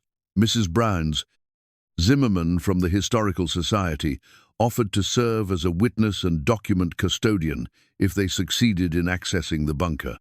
Even Elena, Anna's mother, surprised them by offering her support despite years of frustration with Elias's obsession. "I never understood what was driving you," Elena told Elias during a tense but respectful conversation. "I thought it was about proving you were right and everyone else was wrong." But reading Heinrich's confession let her understanding that this is about helping families recover what was stolen from them that changes everything. Elena's endorsement was particularly significant because it helped legitimize their mission within the broader community. Rather than being seen as Elias's final desperate attempt to validate his theories, their plan began to be understood as a family's effort to complete important historical work that had been left unfinished. The media attention that began building around their story was both helpful and problematic. A local newspaper reporter, who had heard rumors about their research, contacted Anna for an interview, and her careful explanation of Heinrich's wartime service generated broader interest in the story. Within days, journalists from Zurich and Geneva were making inquiries about the Swiss resistance hero, whose family was trying to complete his unfinished mission. The attention brought public support, but it also made it impossible for government authorities to ignore their activities. "We're reaching the point where this becomes a public matter rather than a private family issue," Anna observed. "Once the media is involved, the government can't simply make us disappear quietly." But media attention also meant they were racing against time in new ways. If their story became widely known before they could access the bunker, authorities might move to seal the site permanently rather than risk public embarrassment. Thomas Brunner confirmed this concern when he made one final attempt to dissuade them from proceeding. "Mr. König, Miss König," he said during what he described as their last opportunity for reasonable resolution, "you need to understand that this situation has escalated beyond local concerns. International authorities are now involved, and your actions could have diplomatic implications that affect Switzerland's relationships with multiple countries." "Are you saying that completing Heinrich's mission of returning stolen wealth to Holocaust survivors would damage Switzerland's international reputation?" Anna asked pointedly. Brunner's inability to answer that question directly revealed the fundamental weakness of the government's position. They were trying to prevent action that was obviously moral and legally justified, using authorities they claimed to possess but couldn't adequately explain. "We're offering you one final opportunity to resolve this through proper channels," Brunner said. "Turn over Heinrich's documents to appropriate authorities and allow government experts to evaluate the situation and determine appropriate action." The same government experts who have allowed families to go without their inheritance for 70 years. Elias replied, "Heinrich spent 4 decades trying to complete work that should have been official government responsibility. We're not going to add another decade to that delay." After Brunner left, Klaus arrived to confirm that all their technical preparations were complete. The equipment was ready, the access route had been surveyed, and weather conditions for the following day would be optimal for their operation. "This is our last chance to reconsider," Klaus said seriously. "Once we begin tomorrow, we're committed to seeing this through, regardless of consequences." Anna looked at her father, seeing in his face the determination that had sustained him through 20 years of ridicule and doubt. Elias had never wavered in his belief that Heinrich's secrets were important, and now that they knew the full scope of what those secrets contained, abandoning the mission was unthinkable. "Heinrich trusted his family to complete what he couldn't finish alone," Anna said. We're not going to let him down. That evening, as they conducted their final review of Heinrich's instructions and Klaus's technical plans, all three understood they were on the eve of events that would either vindicate decades of work or result in consequences none of them could fully predict. But the moral clarity of their mission made the choice straightforward. Hundreds of families had been waiting 70 years for justice that government authorities had failed to provide. Heinrich had preserved everything necessary to complete that work, and his family was finally in a position to honor his legacy. As Anna prepared to leave for what might be their last normal evening, she reflected on how completely her understanding of family responsibility had changed. A week ago, her primary concern had been helping her father find peace with his unrealistic dreams. Now she understood that those dreams were actually a mission of historical justice that demanded completion regardless of personal cost. Tomorrow we find out whether Heinrich's 40 years of work can finally help the families he was trying to serve, she said. Elias nodded, feeling the weight of anticipation and responsibility that had defined so much of his adult life. Tomorrow we complete what he started, no matter what it costs us personally. The master key sat on his kitchen table, its intricate mechanisms reflecting the lamplight like a promise of revelation. In 12 hours, they would discover whether Heinrich's engineering and documentation were sufficient to unlock secrets that had waited 70 years for the right moment and the right people to bring them into the light. The morning mist clung to the hillside as Elias, Anna, and Klaus made their way to the bunker site, carrying equipment that Klaus had disguised as routine geological survey tools. They had begun their approach before dawn, using paths that Elias knew would minimize their visibility from the main road, while still allowing them to transport the specialized gear they would need. Heinrich's instructions had been precise about timing the access sequence needed to be initiated during specific atmospheric conditions that would allow the ventilation system to function properly. The early morning mist provided exactly the humidity levels Heinrich had specified, suggesting his engineering had accounted for environmental factors that went far beyond simple mechanical access. As they reached the bunker site, Klaus conducted a final survey using ground-penetrating radar equipment that confirmed Heinrich's structural diagrams. The facility extended much deeper underground than the visible exterior suggested, with multiple chambers connected by corridors that had been carefully designed to preserve whatever was stored inside. Heinrich's blueprints are absolutely accurate, Klaus reported quietly. The ventilation access point is exactly where he indicated, and the internal layout matches his drawings perfectly. Anna served as lookout, while Klaus and Elias began the delicate process of accessing the concealed ventilation shaft. Heinrich's instructions required them to remove carefully mortared stones in a specific sequence, revealing mechanical components that had been hidden for decades behind what appeared to be natural rock formation. The master key proved to be even more sophisticated than they had realized. Rather than simply unlocking a single mechanism, it activated a series of interlocking systems that had to operate in precise coordination.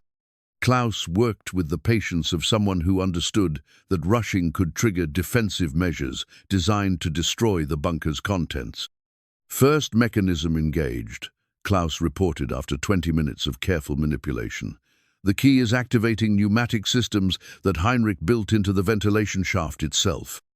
As they progressed through Heinrich's access sequence, it became clear that their great-grandfather had been not just an intelligence operative, but an engineer of exceptional skill.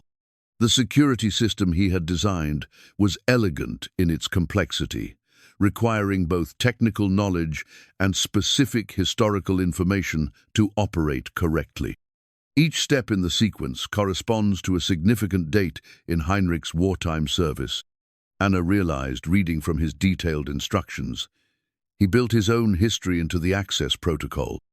After 2 hours of meticulous work, Klaus successfully engaged the final mechanism in Heinrich's sequence. The concealed entrance to the ventilation shaft opened with a soft hiss of equalizing air pressure, revealing a perfectly preserved access route that looked as if it had been maintained despite decades of abandonment. Heinrich's engineering is remarkable, Klaus said with professional admiration. This system has been automatically maintaining optimal conditions inside the bunker for 70 years. The descent into the bunker was both thrilling and sobering. Heinrich's ventilation shaft was equipped with safety features and lighting systems that activated as they descended, suggesting he had anticipated that eventually someone would need to use this route under emergency conditions. When they finally reached the main chamber, all three stood in stunned silence at what Heinrich's documentation had preserved. The bunker's interior was a masterpiece of organization and preservation. Rows of climate-controlled storage containers lined the walls, each labeled with coding systems that corresponded to Heinrich's distribution records. But more impressive than the scale of the storage was the comprehensive documentation system Heinrich had created. Multiple chambers contained not just recovered gold and valuables, but detailed records of theft, victim identification, and genealogical research that would allow specific items to be returned to their rightful owners or descendants. Heinrich had created what amounted to a comprehensive archive of Nazi theft and Allied recovery that was more complete than any official government repository. "My God," Elias whispered, looking at inventory ledgers that documented the contents of hundreds of storage containers. Heinrich catalogued everything. Every piece of jewelry, every gold coin, every family heirloom, all documented with information about who it was stolen from and who it should be returned to. Anna was examining Heinrich's genealogical research, thick binders containing family trees and address information for thousands of potential recipients. He spent decades tracking down survivors and descendants. Some of these files contained correspondence with families who are still looking for information about relatives who disappeared during the war. But it was Klaus who discovered the most significant aspect of Heinrich's archive. In a separate chamber, he found detailed financial records that documented not just the contents of this bunker, but the locations of additional cache sites throughout the Alps. Heinrich wasn't operating alone, Klaus reported. These records show coordination with similar operations in Austria, France, and northern Italy. This bunker was part of a network that preserved assets worth hundreds of millions in today's values. The gold inventory ledger that Anna found provided specifics that made the scope of Heinrich's mission clear. Container after container held not just precious metals, but family photographs, personal documents, and heirlooms that represented the entire life savings of families whose wealth had been systematically stolen during the war.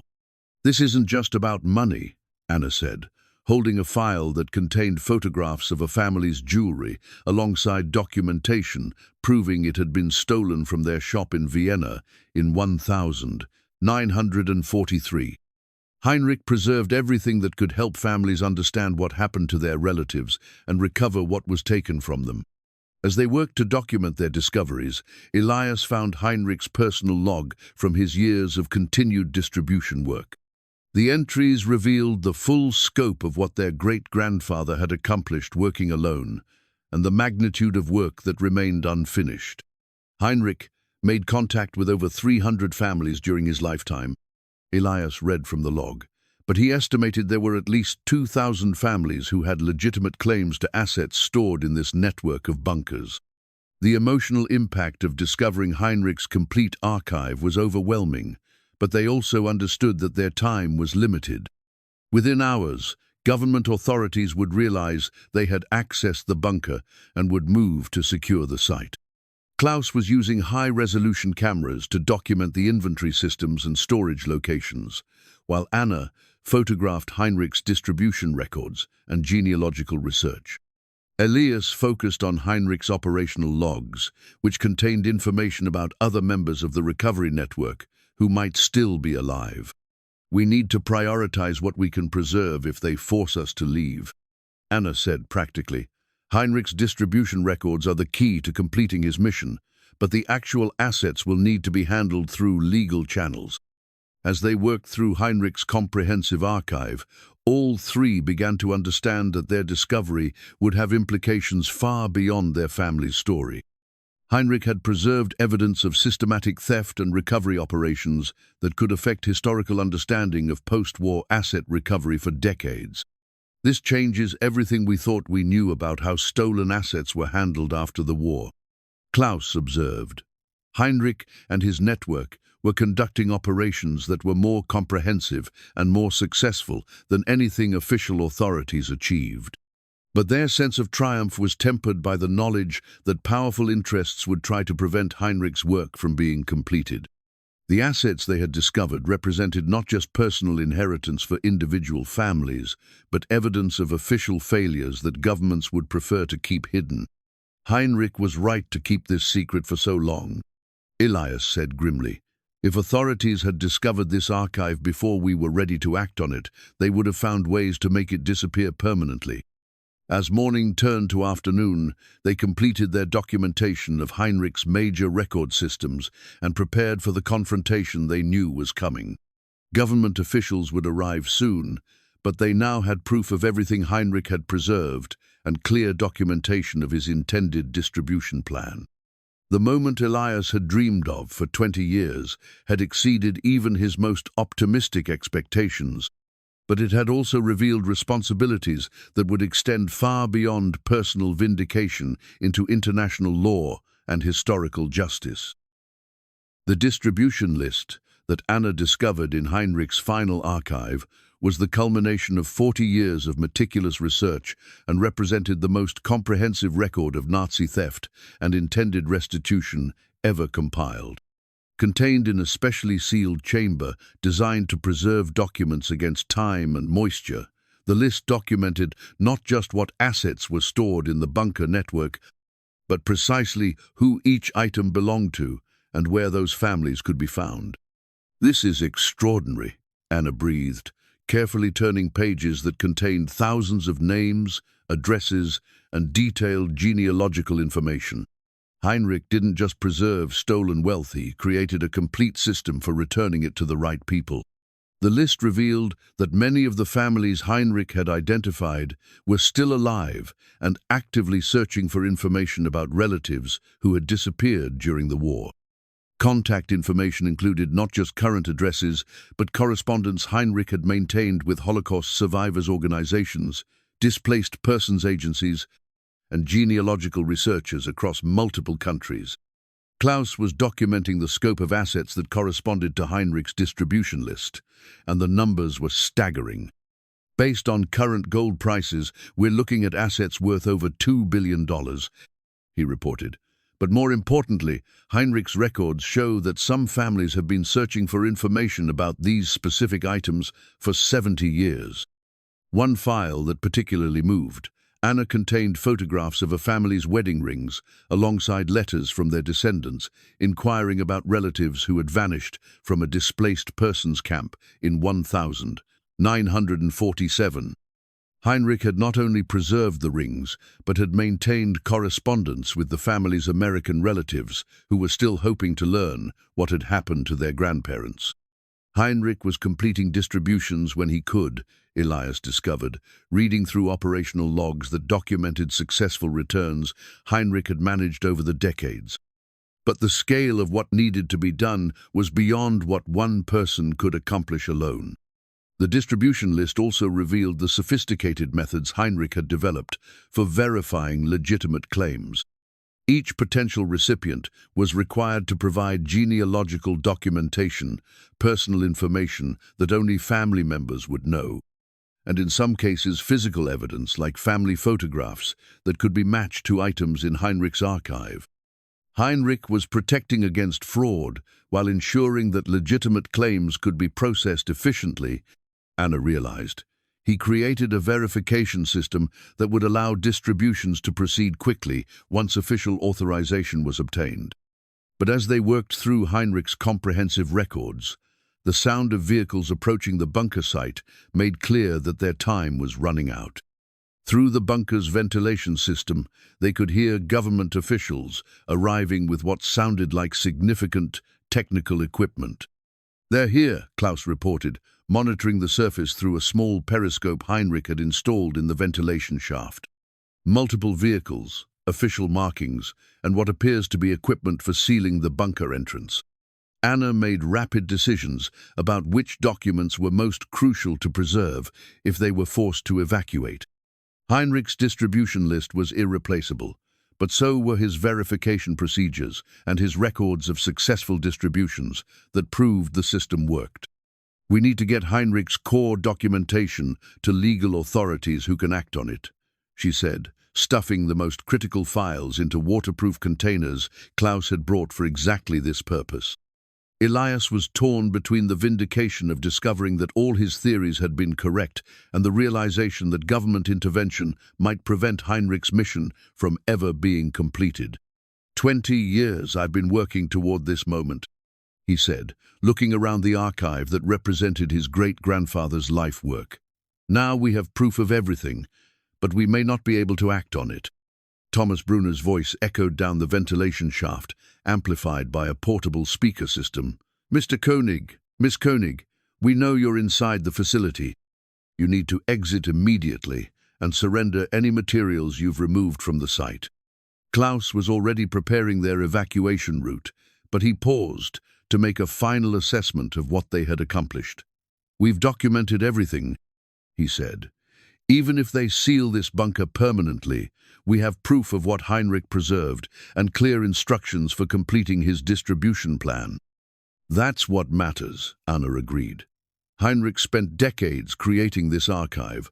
Our job was to ensure it didn't die with him. As they prepared to leave the bunker, Elias took one final look around the chambers that had consumed his thoughts for 2 decades.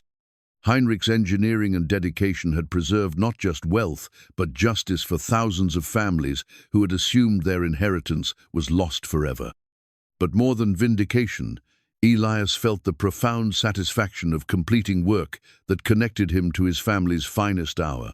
Heinrich's wartime service had been heroic, not just because of his courage as a spy, but because of his commitment to ensuring that Nazi crimes didn't result in permanent loss for their victims. The ascent through Heinrich's ventilation shaft was more difficult than their morning descent, complicated by the equipment and documents they were carrying and the knowledge that government officials were waiting to arrest them when they emerged. Remember, Anna said as they neared the surface, we're not criminals. We're family members who discovered evidence of systematic theft and preserved it for appropriate legal action. When they finally emerged from the bunker, they found themselves surrounded by a significant government operation. Brunner was accompanied by officials from multiple agencies, technical specialists with equipment for sealing the bunker entrance, and what appeared to be media representatives documenting the official response. Mr. König, Miss König, Brunner said formally, you are under detention for violation of national security regulations and unauthorized access to classified sites. But Anna was prepared for this moment. She held up Heinrich's confession letter and his distribution list, documents that clearly established the moral and legal justification for their actions. Mr. Brunner, she said clearly, speaking toward the media representatives who were recording the confrontation. We are Swiss citizens who discovered evidence that our great-grandfather was a British intelligence operative who spent 40 years trying to return stolen Nazi gold to Holocaust survivors and their families. The statement was calculated to transform the narrative from one of criminal trespass to one of historical justice, and Anna could see its impact on the journalists who were suddenly much more interested in the story. We found comprehensive records of systematic theft, detailed plans for returning stolen assets to legitimate owners, and evidence that families across Europe have been waiting 70 years for wealth that has been sitting in government-controlled storage. Brunner realized immediately that Anna had shifted the confrontation from a simple law enforcement matter to a public debate about historical justice and government accountability. Miss König, you are oversimplifying a complex legal situation. Are you saying that returning stolen wealth to Holocaust survivors is legally complex? Anna interrupted, maintaining her focus on the media representatives. Because Heinrich's records show exactly who each item belongs to and how to contact the families who should receive it. The journalists were now asking their own questions, inquiring about the scope of assets discovered and the government's plans for ensuring proper distribution. Brunner's position became increasingly difficult as he tried to justify detaining people who were clearly trying to complete humanitarian work. Klaus used the confusion to ensure that Heinrich's most important documents reached appropriate legal custody. He handed the waterproof containers to a representative from the Swiss Bar Association, who had arrived in response to media reports about the developing story. These documents represent 40 years of research into Nazi theft and Allied recovery operations, Klaus announced. They contain information that could help thousands of families recover assets that were stolen from them during the war. As government officials moved to secure the bunker site and detain Elias, Anna, and Klaus, the story was already becoming public in ways that would make it impossible to suppress. Heinrich's confession and distribution records were now in legal custody. Media representatives had documented the government's response, and the moral clarity of the mission was evident to everyone present. The moment Elias had worked toward for 20 years had arrived, but in ways more dramatic and consequential than anything he had imagined. Heinrich's secrets were finally revealed, but their impact would extend far beyond personal vindication into questions of historical justice that would resonate for years to come. 6 months after the events at the bunker, the bronze memorial plaque that now marked the site bore Heinrich König's name alongside the inscription, "In honor of those who risked everything to ensure that justice would not be forgotten." The plaque had been installed not by government authorities, but by the families of Holocaust survivors who had finally received assets that Heinrich had preserved for them across 7 decades. Elias stood before the memorial on a crisp autumn morning, no longer the town eccentric pursuing impossible theories, but a respected historian whose persistence had resulted in the largest individual restitution of stolen wartime assets in Swiss history. The legal battles that had followed their discovery of Heinrich's archive had been complex and contentious, but the moral clarity of Heinrich's mission had ultimately prevailed. Anna joined her father at the memorial site, carrying the morning edition of the Neue Zürcher Zeitung, which featured a front-page story about the latest families to receive their recovered inheritance. The König Foundation, established to complete Heinrich's distribution work, had now processed claims from over 400 families across 12 countries. Mrs. Goldstein received her grandmother's wedding ring yesterday. Anna reported, showing Elias a photograph of an elderly woman in Brooklyn holding a simple gold band that Heinrich had preserved for 70 years. She said it was the first physical connection she'd ever had to the family she lost during the war. The aftermath of their discovery had transformed not just their family's reputation, but their understanding of their responsibilities.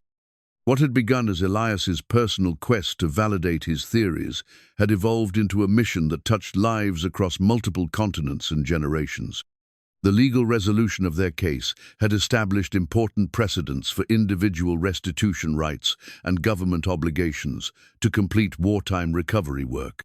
Swiss authorities, initially resistant to acknowledging Heinrich's unofficial operations, had eventually been compelled by public pressure and international attention to cooperate with the distribution process. The government lawyers argued for months that Heinrich's distributions were unauthorized and legally questionable, Anna recalled. But when families started coming forward with stories about relatives who had been looking for these specific items for decades, public opinion made their position impossible to maintain. Klaus, now serving as the Foundation's technical director, had coordinated the complex process of accessing Heinrich's other cache sites and inventorying assets that had been preserved throughout the Alpine network. The scope of Heinrich's operation had proven even larger than their initial discoveries suggested, with recovery sites in 6 countries containing assets worth over $3 billion. Heinrich's network was remarkable. Klaus had told journalists during one of the many media interviews that had documented their story. He created a comprehensive system for preserving and distributing stolen wealth that was more effective than anything official authorities achieved. But beyond the financial aspects of Heinrich's legacy, The foundation had also served as a historical archive that helped families understand what had happened to relatives who had disappeared during the war. Heinrich's genealogical research had provided information about family members, documented their fates, and in many cases helped survivors connect with relatives they had assumed were lost forever. Elena, who had initially been skeptical of Elias's obsession, now served as the Foundation's coordinator for family outreach. Her teaching background had proven invaluable in helping elderly survivors navigate the complex process of documenting their claims and understanding their families' wartime experiences. "I spent years thinking Elias was wasting his life chasing fantasies," Elena reflected during a recent interview. "I never understood that he was actually preserving our family's connection to work that honored the memory of people who died and validated the suffering of people who survived." The reconciliation between Elias and Elena had been one of the unexpected personal consequences of their discoveries.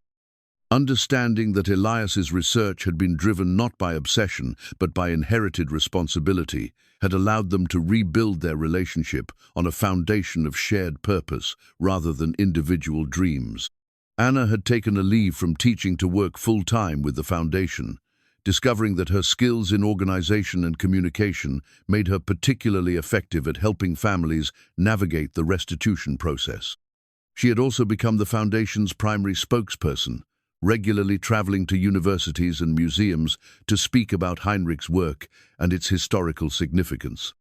"People often ask me whether we knew we were going to find what we found," Anna had said during a recent presentation at the University of Geneva. "The truth is, we were just trying to understand why Heinrich's secrets mattered so much to our family. We never imagined we would discover work that had international significance."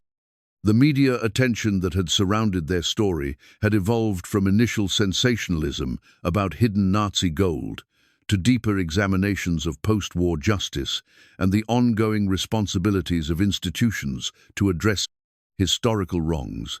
Heinrich's archive had provided historians with unprecedented documentation of both Nazi theft and Allied recovery operations, changing scholarly understanding of how wartime assets had been handled.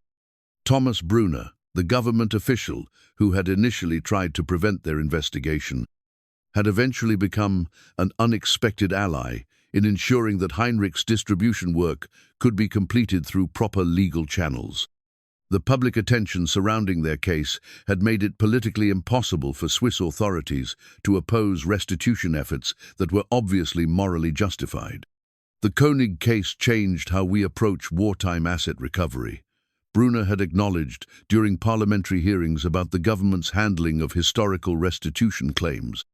Heinrich König's unofficial operations accomplished more individual justice than our official programs achieved in decades. As Elias and Anna stood before Heinrich's memorial, they reflected on how completely their lives had been transformed by their great-grandfather's legacy. Elias's reputation had evolved from town eccentric to respected historical researcher. Anna had discovered a calling that connected her teaching skills to work of international significance. Their family had been reunited around a shared mission that honored their history while helping others recover theirs. But perhaps most importantly, Heinrich's burden had finally been lifted. The secrets that had defined his post-war life and driven Elias's obsession for 20 years had been transformed into active work that helped families recover what they had assumed was lost forever. "Heinrich would be proud," Anna said, reading from a letter they had received that morning from a family in Argentina whose grandfather's business assets had been recovered through the foundation's work. 70 years later, his mission is still helping people connect with their history and recover their inheritance. Elias nodded, feeling a peace that had eluded him for decades. The validation he had sought through his research had come, but in ways more meaningful than personal vindication. Heinrich's work had touched hundreds of lives, providing not just financial recovery, but emotional connection to family members and histories that had been interrupted by wartime trauma. The morning sun illuminated the memorial plaque as Elias and Anna prepared to return to the Foundation's offices, where dozens of new claims awaited their attention. Heinrich's archive continued to yield information about families and assets, suggesting that the work of completing his mission would continue for years to come. As they walked down the hillside path that Elias had traveled thousands of times during his years of solitary research, both father and daughter understood that they had inherited more than just Heinrich's secrets. They had inherited his commitment to ensuring that justice delayed would not become justice permanently denied. The bunker that had once seemed like a symbol of impossible dreams now stood as proof that persistence, family loyalty, and moral clarity could overcome even the most entrenched institutional resistance.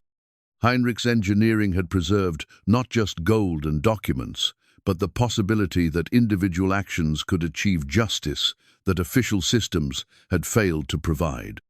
Behind them, the memorial plaque caught the morning light, its bronze surface reflecting both the past that Heinrich had preserved and the future that his work continued to shape.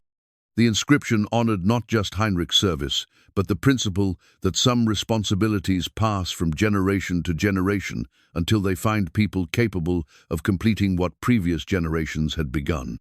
For Elias König, the man who had spent 20 years pursuing what others called delusions, the memorial represented the fulfillment of a quest that had defined his adult life.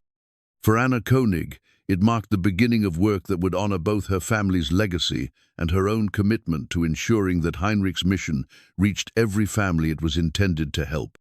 The secrets that had once divided their family had become the foundation for work that brought families across the world back together with their history, their inheritance, and their understanding of relatives who had sacrificed everything to preserve both for future generations.